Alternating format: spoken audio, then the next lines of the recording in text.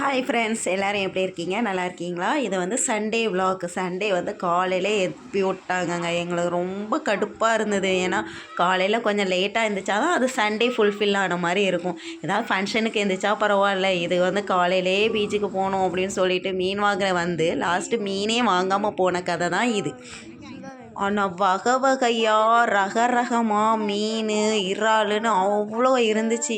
ஆனால் எல்லாத்தையும் பார்த்துட்டு போயிட்டு சரி அப்படியே ஒரு வாக்கிங் மாதிரி லாஸ்ட் வர போயிட்டு அதுக்கப்புறம் எண்டிங்கில் வரும்போது வாங்கிக்கலாம் அப்படின்னு சொல்லிட்டு போனோங்க. எல்லாமே உயிரோடு இருந்துச்சு. ஆனால் வரும்போது பார்த்தா எல்லாம் காலியாகி போய் கிடந்துச்சு. ஆனாலும் மக்களுடைய கூட்டம் மட்டும் குறையவே இல்லை. அவ்வளோக்குள்ளே இருந்துச்சு. சிங்கி இறால், அதுக்கப்புறம் நாங்கள் ஒன்று பார்த்தோம், அது செம்ம உயிரோடு இருந்துச்சு. எங்களுக்கு ஆச்சரியமாக இருந்தது. மீன் வந்து இவ்வளோ நேரம் உயிரோடு இருக்குமா அப்படின்னு சொல்லிட்டு எனக்கு ஒரு டவுட்டாக இருந்துச்சு. ஆனால் இன்னொரு மீனை சொல்லுவாங்க பலூன் மாதிரி ஊதும், அதுக்கு பேர்லாம் எனக்கு தெரியலை. அதெல்லாம் நாங்கள் பார்த்துருக்கோம். அது வந்து பார்த்து கையில் குத்திரும்னு சொல்லிட்டு தூக்கி தூரம்லாம் எழுந்திரிச்சு எரிஞ்சிருக்காங்க. போகிற வழியில் மாடு கன்றுக்குட்டி எல்லாமே இருந்துச்சா. அந்த கன்றுக்குட்டி வந்து பால் குடிச்சிக்கிட்டு இருந்துச்சா. சரி அழகாக இருக்கே அப்படின்னு சொல்லிட்டு எடுக்க போனால் அதில் ஒரு காளை மாடு முறைச்சிது பாருங்க. அந்த சைடு திரும்பவே கூடாதுடா சாமி அப்படிங்கிற மாதிரி நான் திரும்பினா என் பையன் வந்துட்டு எம்மா சூப்பராக இருக்குல்ல, காளை மாடு அழகாக இருக்குல்ல, இந்த 3 கொஞ்சிக்கிட்டு இருக்குல்ல அப்படின்னு சொல்லிட்டு அவன் ஒரு ட்ராக்கில் போய்கிட்டு இருந்தான் பார்த்துக்கோங்க.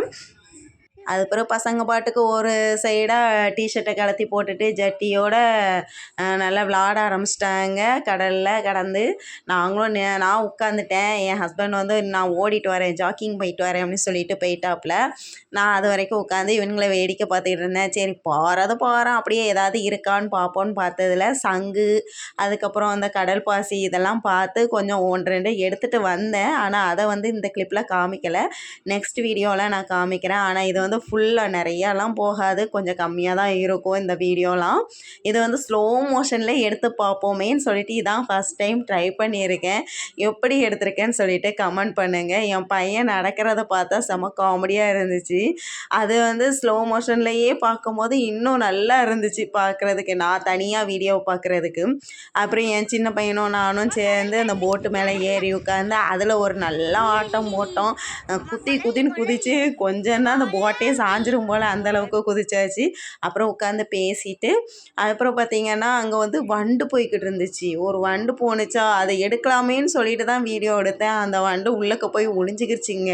இந்த மண்ணுக்குள்ளே ஒளியுமா அப்படின்னு சொல்லிட்டு எனக்கு தெரியாது. அப்போ எனக்கு கொஞ்சம் பயமாக இருந்துச்சு. காலு வந்து மண்ணுக்குள்ளே வர போயிட்டு வருது. அப்போது திடீர்னு ஏதாவது பூச்சி கடிச்சிருச்சுன்னா என்ன பண்ணுறது அப்படிங்கிற ஒரு பயம்தான் இருந்துச்சு. அப்புறம் கள்ளி செடி, அதுக்கப்புறம் நிறைய செடிகள்லாம் அதில் முளைச்சிருந்துச்சு. அதெல்லாம் பார்த்துட்டு நல்லா என்ஜாய் பண்ணிவிட்டு அதுக்கப்புறம் அப்பாவும் அவனும் சேர்ந்துட்டு தண்டால் எடுத்தாங்க. அதையும் சரி எடுப்போமே அப்படின்னு சொல்லிட்டு பார்த்தேன், அதுக்குள்ளே முடிச்சிட்டாங்க. நான் அப்புறம் இன்னொரு தடவை படுங்க, இன்னொரு தடவை எடுங்க அப்படின்னு சொல்லிவிட்டு எடுக்க வச்சேன் நான். அப்புறம் வரும்போது பார்த்திங்கன்னா ஒரு மீன் கிடந்தது. பார்க்குறதுக்கு மலைப்பாம்பு மாதிரியே இருந்துச்சு. ஆனால் அதுக்கு பேர்லாம் என்னன்னு எனக்கு தெரில. எதையும் முழுங்கிட்டு வேற படுத்துருந்துச்சு. நீங்கள் நல்லா கவனித்து பாருங்கள் தெரியும். அதுக்கப்புறம் சிப்பிக்குள்ளெல்லாம் நண்டு அதெல்லாம் போய்கிட்டு இருந்துச்சா. அதை என் பையன் பார்த்துட்டு எம்மோ பாருங்க அப்படின்னு சொல்லிட்டு கிட்டத்தில் வந்து காமிச்சிக்கிட்டு இருந்தான். அதை வேற ஒன்றை தூக்கி என் ஷூவில் போட்டு கொண்டு வந்துட்டான். நான் ஷூ போட்டு போயிருந்தேங்க. ஆனால் லாஸ்ட்டு வரும்போது நான் நடந்தே தான் வந்திருக்கேன் வெறுங்காலில். ஷூவை போடவே இல்லை. போகும்போது போட்டது தான், வரும்போது சுத்தமாக போடலை. பாய் ஃப்ரெண்ட்ஸ், நல்லா என்ஜாய் பண்ணோம். நீங்களும் எப்படி என்ஜாய் பண்ணீங்கன்னு சொல்லுங்கள். பாய்.